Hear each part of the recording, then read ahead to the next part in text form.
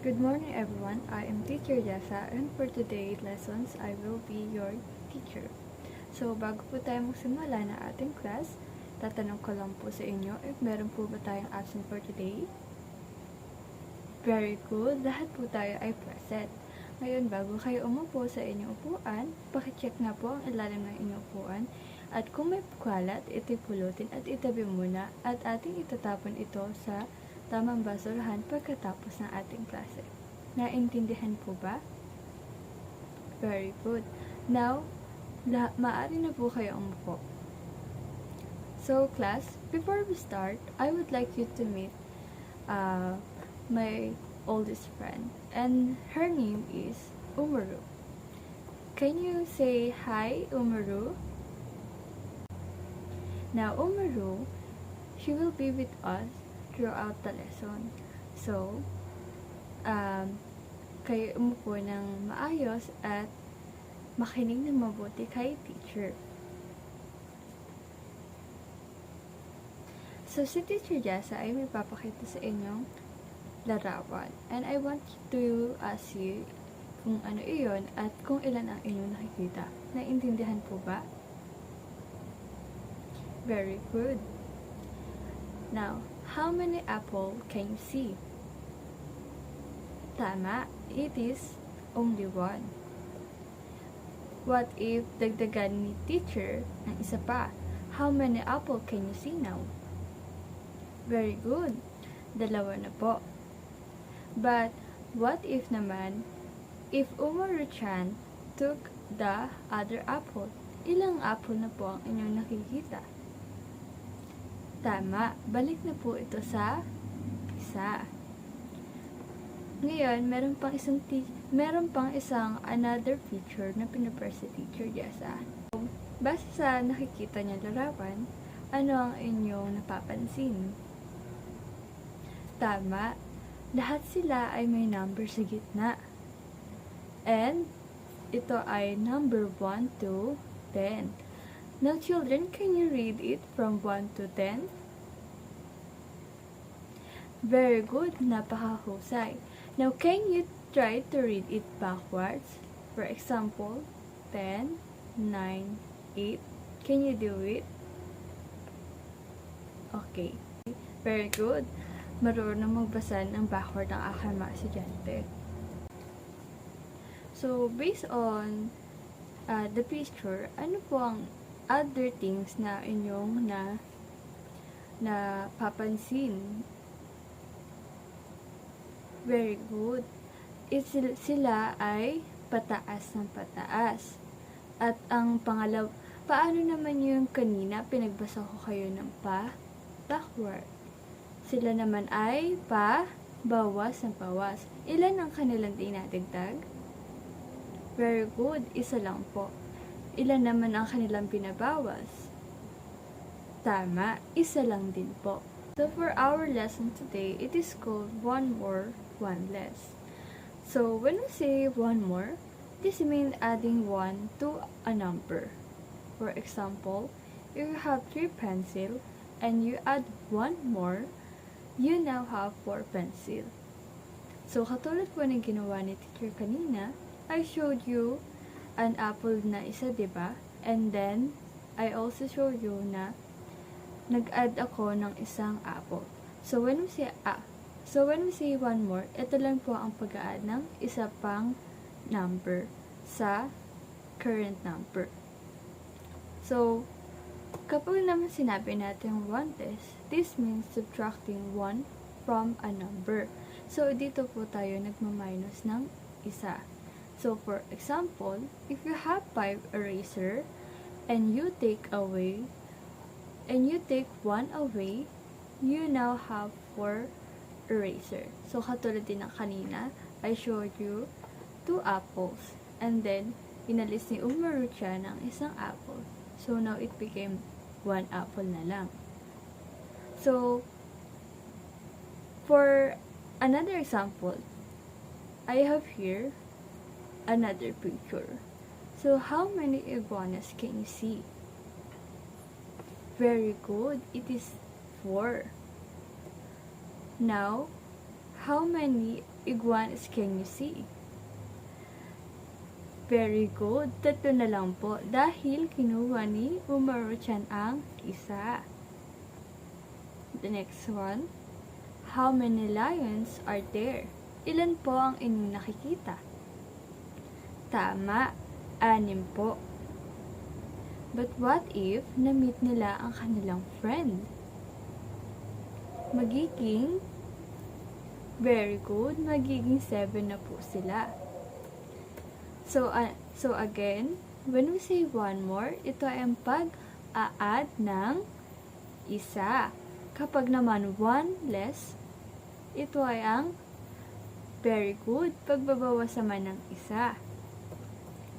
So ngayon, hahatiin ko ang class sa 2. Pangkat 1 at pangkat 2. Ang pangkat 1 ay magbabasa ng 1 to 20. Ang pangkat 2 naman ay magbabasa ng 20 to 1. Naiintindihan po ba? Very good. Ngayon, mauuna muna ang pangkat 1.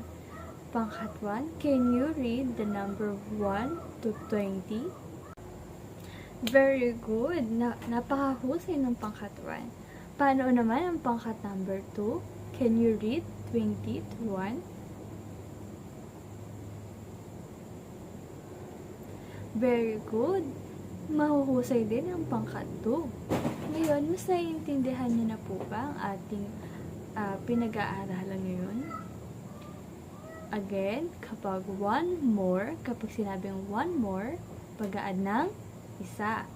Pag one less, ay ito ay ang pagbabawas ng isa.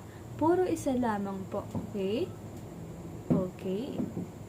Ngayon, magkakaroon kayo ng group activity. It is called Lost in the Box. So, can you find the one more and one less? So, ngayon nahatiin ko naman kayo ngayon sa apat na grupo. And then, lahat kayo ay makaka-receive ng mysterious box na kung saan meron dong paper and then another paper na may mga numbers pero meron siyang pamakat sa likod. Ngayon, babasahin ni teacher ang direction. So, kayo ay makinig na mabuti. So, direction, look for the one more and one less in your box. Stick the correct answer on the provided paper. Ngayon, para mas inyong maunawaan, for example, sa isang papel, may nakalagay na number 7. And then, sa 7, ano ang one more? Very good. It is number 8. Ngayon, hahanapin nyo ngayon ang number 8 sa mysterious box. And then, ang one less ng 7 is 6.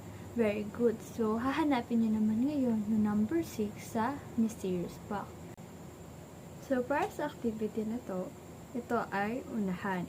Ngunit, hindi man kayo ang mauna, lahat kayo ay may papremyo kay teacher. Ngayon, ang group 1, ang mapupunta sa inyong color ng mysterious box is purple. Sa group 2 ay yellow, sa group 3 ay pink, at sa last group ay blue. Ngayon, kayo ay bibigyan ng 10 minuto para sa activity na ito. At kapag kayo ay tapos na, lahat ng grupo ay magtataas ng kamay at sasabihin, we are ready. Naintindihan po ba? Very good. Ngayon, maaari na po kayo magsimula.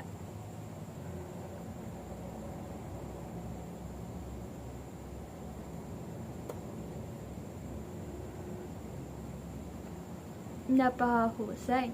Ngayon na ma-sure si teacher na inyong naintindihan ang ating lesson, we will have another activity.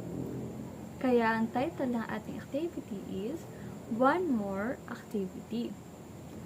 So, ito, kung kanina is group activity, syempre ito ay individual. So, babasahin ko ulit ang direction, okay? So, fill in the numbers that are one more and one less than the numbers given on your worksheet. And you have 5 minutes to complete it. So, eto, medyo mas may konting kahirapan unlike kanina. So, for example ulit, para mas maintindihan ulit ng iba, for example, I have 20 panda. Now,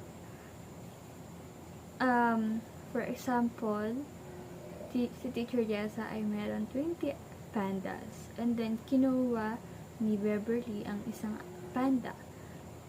Ngayon, ilan na lang ang magiging panda ni Teacher?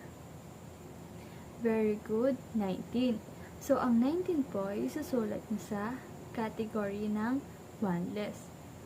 So, what if si Maria ay nagdagdag ng isa pang panda sa 20 panda ni Teacher? Ito ay magiging 21. So, ang 21 ay ilalagay nyo sa category ng one more. So, ito po ang inyong magiging worksheet. So, the one more, sa category ng one more, it is blank. So, dito nyo isusulat lahat ng one more na sagot nyo. And then, the one less, obviously, dito nyo isusulat ang inyong sagot. And then, in the middle part, this is to give you number. So, ito po ang inyong susundan. So, number 1 is 2, 13, 23, 5, and 16. So, you will have 5 minutes to complete this task. Okay, good luck everyone. You may now start.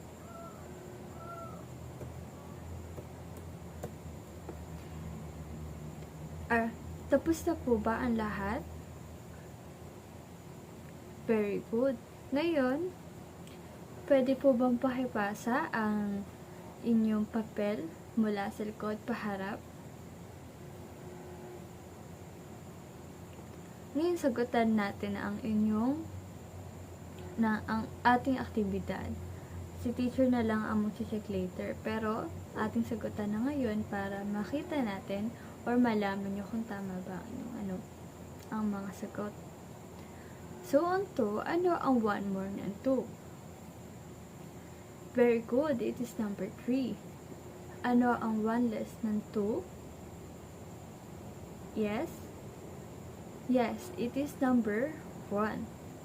What is the one more of 13? Very good, 12. And what is the one less of 13? It is number 12. The one more of 23 is, very good, 24. And the one less is 22. What about number 4? What is the one more of number 5? Very good, it is also 4. Now, I'm sorry, it is 6. So, the one less is of 5 is 4. Sorry, medyo puyat lang si Teacher. So, moving on, the last number, 16. Number 5. Did I give a number 16? So, one more of 16 is, yes, it is 17. Very good. Now, the one less is, yes, it is 15. Mukhang madami naka-perfect at madami nakangiti. Ngayon, bago tayo pala maghiwa-hiwalay, meron palang, syempre may hinandang assignment si Teacher para sa inyo. Ito ay madali lamang. At ito ay for sure na ikaka-enjoy nyo. So, number adventure. So, direction, babasahin ulit ng Teacher, okay? So, choose a number from 1 to 10 and draw that many items. Then draw one more item and one less item next to it. Label your drawings with a number, one more and one less. So for this one, I had also prepared an example para mas inyong maunawaan ng mabuti. So the assignment, so I choose the number 4, and then as you can see, sa may left side ay tatlong parrots. So I love parrots, they are very colorful. So I love parrots, they are very colorful birds, and napaka-cute nila, diba? So yun ang dinrawing ni teacher. So a 1 less ng 4 is 3. So there are 3 parrots in the left side. And then in the right side, we have 5 parrots. Naintindihan po ba ang sinasabi teacher? Very good. So I chose the number 4. So nagdrawing ako ng 3 parrots sa left side, and then 5 naman for the right side. So, dito is magdodrawing lang po kayo, okay? Pero kung hindi niyo po kayang magdrawing, you can print a picture, or para siguro mas tipid, para walang masyadong gastos, as much as possible, you can cut a picture from magazine or newspaper para sa ating assignment. Just make sure na isang picture lang sila. Any drawing can do. So, kahit kahit objects or a person, places, basta nasa sa inyo na yun. So, for the criteria for this assignment pala, I shall read it, okay? So, the creativity should be 40%. So, use color and unique design to make your drawings or collage stands out. So, kapag hindi kaya ng drawing or picture, magbabase na lang si teacher sa pagko-collage ng inyong gagawin.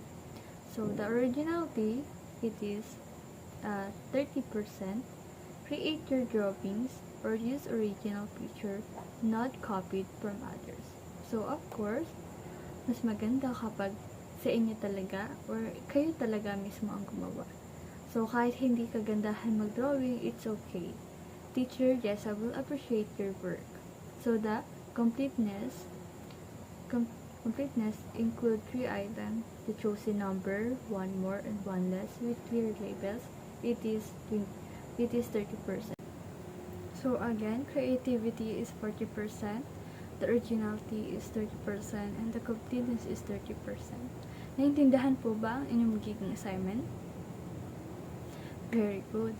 Meron pa po kayong itatanong? Kung wala na po, maaari na po kayong tumayo at umuwi. Mag-iingat po kayo sa inyong pag-uwi. Paalam mga bata!